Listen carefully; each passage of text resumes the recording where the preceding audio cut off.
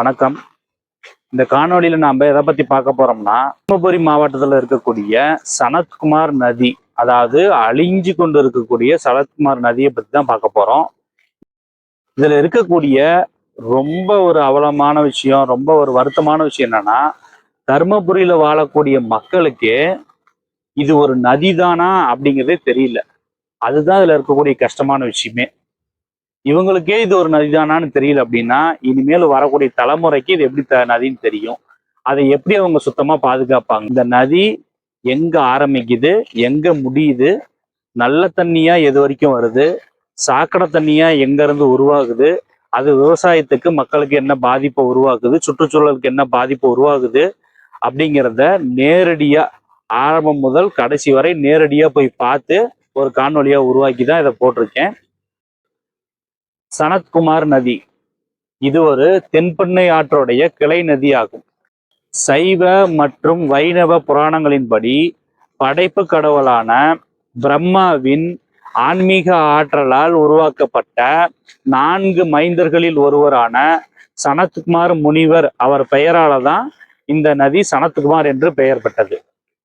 தருமபுரி நகரம் உருவாவதற்கு முக்கிய காரணமா இருந்தது இந்த சனத்குமார் நதி தான். வரலாறுகளின்படி ஆற்றின் கரையில தான் மக்கள் குடியேறினாங்க. அதே போல தான் தர்மபுரியோட சனத்குமார் ஆற்றங்கரையில தான் தருமபுரி நகரம் இப்பொழுது இருக்குது. தர்மபுரி நகரை ஒட்டி ஓடக்கூடிய இந்த நதிக்கு முக்கிய நீர் ஆதாரமா எது இருக்கு அப்படின்னா, வத்தல் மலை அப்படின்னு தருமபுரியில ஒரு மலை இருக்குது. அந்த மலையில மழை காலத்துல பெய்யக்கூடிய மழை காரணமா சின்ன சின்ன ஓடைகளா உருவாகி அதன் பின்னர் மலை அடிவாரத்துல சனத்குமார் நதியா இது உருவாகுது. இந்த ஆறு மொத்த நீளம் 43 கிலோமீட்டர்கள் ஆகும்.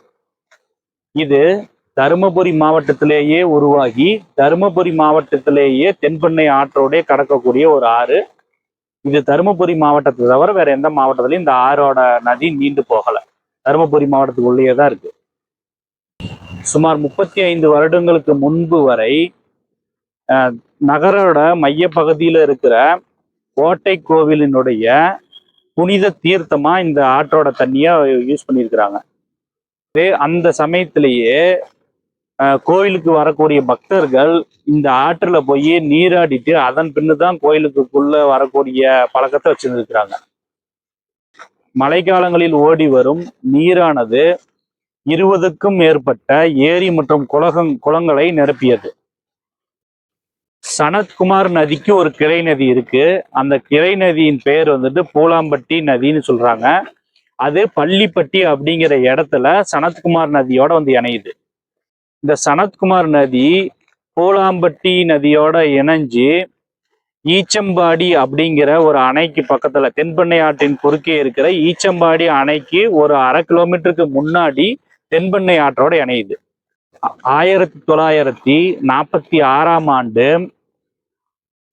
சனத்குமார் நதியில் ஏற்பட்ட அதிக வெள்ளப்பெருக்கின் காரணமாக அனசகரம் ஏரியின் கலிங்கு உடைஞ்சு பக்கத்துல இருக்கிற பல கிராமங்கள் நீரில் மூழ்கிருச்சு.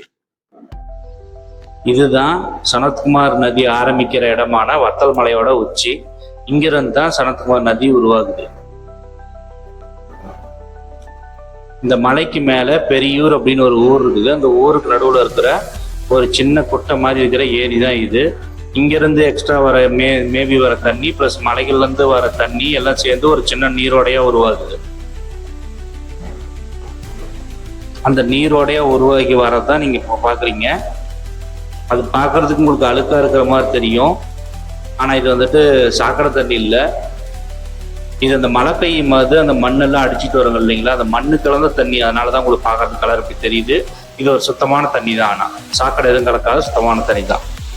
இதுல ஒரு சின்ன அருவி மாதிரி கொட்டுது. அந்த சின்ன அருவியில இருந்து அப்படியே கொஞ்சம் முன்னாடி போனீங்க அப்படின்னா ஒரு பெரிய அருவி மாதிரி கொட்டும். இதுதான் வத்தல் மலையோட அருவி. இந்த பள்ளத்தாக்கு வழியா போய் அந்த காடுகளுக்குள்ளெல்லாம் போந்து அப்படியே மலை அடிவாரத்துக்கு வருது. இதுதான் அந்த மலை அடிவாரம். தண்ணி பார்த்தீங்களா எவ்வளோ சுத்தமா இருக்குன்னு பாருங்க.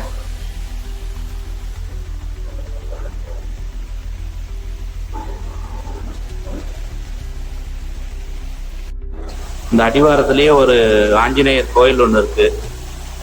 அது தண்ணிக்கு அதுக்கும் பார்க்க ரொம்ப அழகா இருந்தது. இவ்வளோ சுத்தமான தண்ணி தான் சிட்டிக்குள்ள போகுது. இந்த அடிவாரத்திலிருந்து நேராக கொஞ்சம் தூரம் டிராவல் ஆனோடனே சிட்டிக்கு போயிடுது அந்த தண்ணி.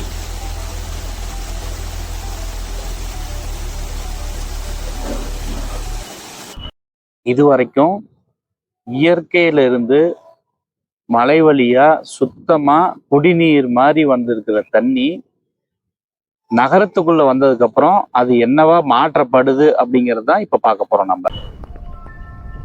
இது தருமபுரி சிட்டிலேருந்து வர சாக்கடை தண்ணி. இதுல கெமிக்கலு என்ன கலந்துருக்குன்னு யாருக்கும் தெரியாது. இதுல இருந்து நேரம் எங்க போகுது அப்படின்னா தருமபுரி சிட்டிக்கு நடுவுல இருக்கக்கூடிய லக்கியம்பட்டி ஏரிக்குள்ளதான் இந்த சாக்கடை தண்ணி போகிறத நம்ம பார்த்துட்டு இருக்கிறோம். ஏரி நம்ம வெட்டி வச்சது தண்ணியை தேக்கி வைக்கிறதுக்காகத்தான், சாக்கடை தண்ணியை கலக்கிறதுக்காக இல்லை. பாருங்க, இதுதான் இந்த லக்கியம்பட்டி ஏரி. அந்த ஏரிக்குள்ள தண்ணி போறதான் உங்களுக்கு நான் காமிச்சிருப்பேன்.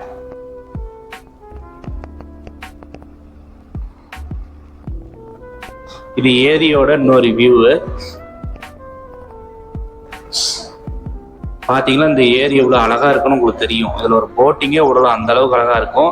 ஆனால் இது முழுக்க சாக்கடை தண்ணி தான். இது எதுக்குமே பயன்படுத்த முடியாது, நம்ம குடிக்கிறதுக்கோ எதுக்கும் பயன்படுத்த முடியாது.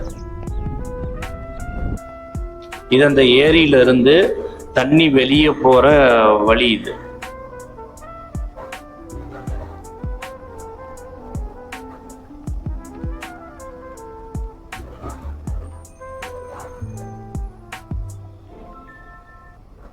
இதுதான் வெளியே போகிற மதகு, அந்த தண்ணி வெளியே போகிற மதகு. இப்போ ஏரியில் கொஞ்சம் கம்மியாக இருக்குது தண்ணி, மழை எதுவும் பெய்யலதுனால கொஞ்சம் கம்மியாக இருக்குது தண்ணி. இந்த வழியாக அந்த ரோட்டு சைடில் ரைட் சைடாக இருந்தால் நேராக இதுதான் சனத்குமார் ஆறு. அந்த 10 அடி தான் ஆறு இருக்குன்னு ஒரு இடத்துல சொல்லியிருக்கோம் பார்த்தீங்களா, அந்த 10 அடி ஆறு கூட இல்லை இந்த இடத்துல. இந்த ஆற்றுல வந்து அந்த சனத்குமார் ஆற்றுல வந்துட்டு அந்த ஏரியோட சாக்கடை தண்ணி கலக்குது. இந்த ஒரு இடத்துல மட்டும் இல்லாம சிட்டியில இருந்து நிறைய இடத்துல இருந்து வர தண்ணி பாருங்க, இந்த சாக்கடை தண்ணி வந்து கலக்குது பாருங்க, தெரியுதுங்களா? சாக்கடை தண்ணி வர்றது அது வந்து நேரம் அப்படியே ஆத்துல கலக்கும் பாருங்க. இப்போ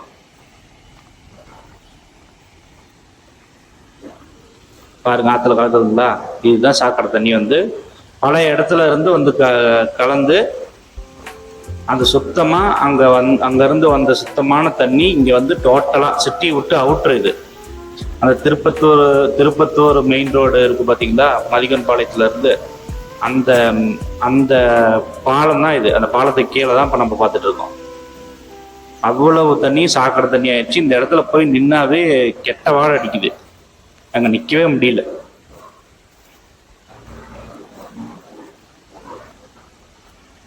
அவ்வளோ மோசமாக இருக்க இடம் இது. வந்துட்டு அந்த திருப்பத்தூர் மொரப்பூர் ஜாயிண்ட் ஆகிற ரோடு இருக்கு இல்லைங்களா, அந்த ரோட்டுக்கு மேலே இருக்க பாலத்து மேல் வியூ தான் பார்த்துட்டு இருக்கிறீங்க. இவ்வளோ தண்ணி சாக்கடை தண்ணி, அதாவது சுத்தமான தண்ணியாக இயற்கை கொடுக்குது. சாக்கடை தண்ணியாக நம்ம தருமபுரி தாண்டி போயிட்டு இருக்குது. இது வந்துட்டு இந்த தண்ணி அப்படியே கிராமப்புறத்துக்கு விவசாய நிலங்கள் வழியாக போகும்போது எப்படி இருக்குதுன்னு பார்க்குறோம். நான் கை காமிக்கிற இடத்துல ஒரு சின்ன தடுப்பணை இருக்குது. அந்த தடுப்பணையில மேவி தான் அந்த தண்ணி இருந்துட்டு இருக்குது. அதை தான் நீங்க பாக்குறீங்க. இந்த இடத்துலயும் அதே போல கெட்ட வாடை அடிக்குது, அங்கேயும் நிக்கவே முடியல கொஞ்சம் கூட. இந்த இடத்துல மீன்லாம் வாழுதா இல்லையானே தெரியல, தண்ணியும் பச்சை கலரா இருக்கு. இயற்கை நம்மளுக்கு கொடுக்கும்போது சுத்தமான ஆரோக்கியமானதா தான் கொடுக்குது. ஆனா நாம திரும்பி அதே இயற்கைக்கு கொடுக்கும்போது அசுத்தமாக்கி அதை அந்த சுத்தத்தை வந்துட்டு நம்ம டோட்டலா அசுத்தமாக்கி அந்த இயற்கையை கொண்டு தான் திரும்ப கொடுக்குறோம். இப்ப அந்த பனைமரம் இருக்கிற இடத்துல தான் சனத்குமார் ஆறு ஓடிட்டு இருக்குது. அந்த ஆறுக்கு பக்கத்துல இருக்கிற ஒரு கிணத்துல எப்படி தண்ணி இருக்குது அப்படிங்கிறத காமிக்கிறதுக்காக தான் இந்த வீடியோ காமிக்கிறேன். இப்போ நீங்க அந்த கிணத்தை பார்த்தாவே ஆச்சரியப்பட்டு போயிருவீங்க.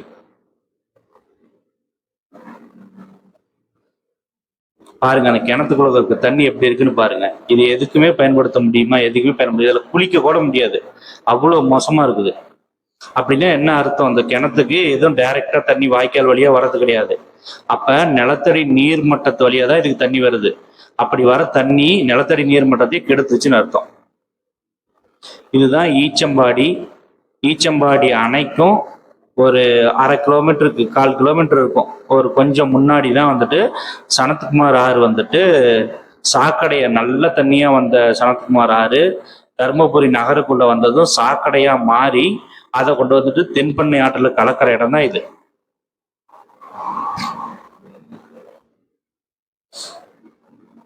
இதுதான் சனத்குமார் ஆறு. லெஃப்ட் சைட்ல இருக்கிறது சனத்குமார் ஆறு. இப்ப நான் காமிச்சிட்டு இருக்கிறது சனத்குமார் ஆறு. இது வந்துட்டு தென்பண்ணை ஆறு. இது ரெண்டும் கலந்து ஒன்னா கலந்து இதுல இருந்து நேரா அப்படியே போய் வங்காள விரிகுடா கடல்ல கடலூர்ல கலக்குது.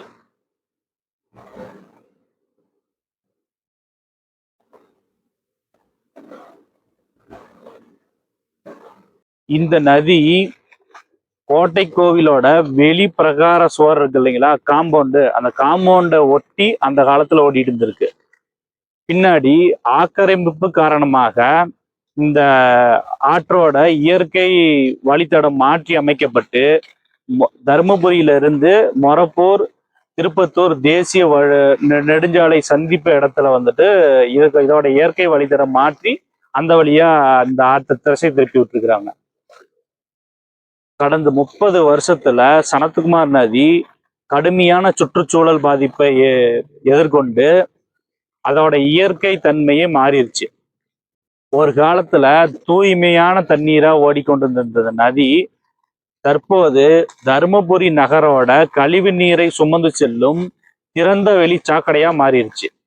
தீவிர ஆக்கிரமிப்பு காரணமா 80 to 90 அடி ஓடிக்கிட்டு இருந்த இந்த நதி ஒரு சில இடங்கள்ல இப்போ வெறும் 10 அடி உள்ள ஒரு நீரோடை மாதிரி சுருங்கிருச்சு. இந்த ஆத்தோட தண்ணிய இந்த ஆத்தோட கரையில இருக்கக்கூடிய மக்கள் வந்துட்டு விவசாயிகள் வந்துட்டு விவசாயத்துக்காக பயன்படுத்துறாங்க. அதனால அந்த நிலம் வந்துட்டு அந்த நிலத்தில் உள்ள வளங்களையும் சேர்த்து இழக்குது.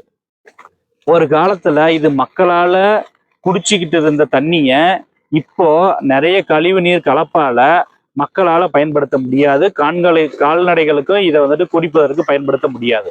சனத்குமார் நதி மாசுபட்டு இயற்கை தன்மை இழந்தது மட்டும் இல்லாம தென்பண்ணை ஆற்றுல போய் கலக்கிறதுனால தென்பண்ணை ஆடும் மாசுபடுது.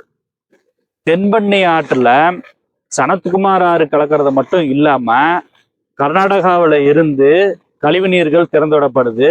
அது கிருஷ்ணகிரி மாவட்டத்துல உள்ள கெலவரப்பள்ளி அணையில வந்துட்டு கலந்து அங்க மீனெல்லாம் செத்து மிதந்ததை நம்ம நிறைய காணொலியில பார்த்துருப்போம். அதோட சேர்ந்து இந்த கழிவு நீரும் சேர்ந்து கலக்குது. தென்பண்ணை ஆறு கர்நாடகாவில் ஆரம்பிச்சு கிருஷ்ணகிரி, தருமபுரி, கள்ளக்குறிச்சி, விழுப்புரம் இந்த வழியா கடந்து போய் கடலூர்ல வந்துட்டு வங்காள விரிகுடாவை அடையுது. அப்ப இத்தனை ஊர்கள்ல இருக்கிற கழிவு நீரும் அந்த தென்பண்ணை ஆற்றுல கலந்து அதன் பின்னர் தான் வந்துட்டு வங்காள விரிகுடாவில் போய் அது கலக்குது.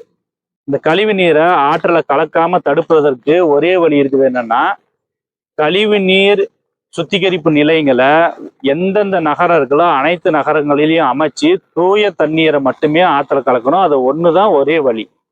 இந்த மாதிரி அனைத்து நதியும் நம்ம மீட்டு எடுக்கணும் அப்படின்னா நாம ஒரு தமிழரா செயல்படாம இந்தியரா செயல்பட்டா மட்டும்தான் முடியும். ஏன்னா இந்தியாவோட கடைமடையில் இருக்கக்கூடிய தமிழ்நாடு இங்க இந்த தமிழ்நாட்டுக்கு வரக்கூடிய முக்கிய நதிகள் எல்லாமே பிற மாநிலத்துல இருந்து தான் இங்க வருது.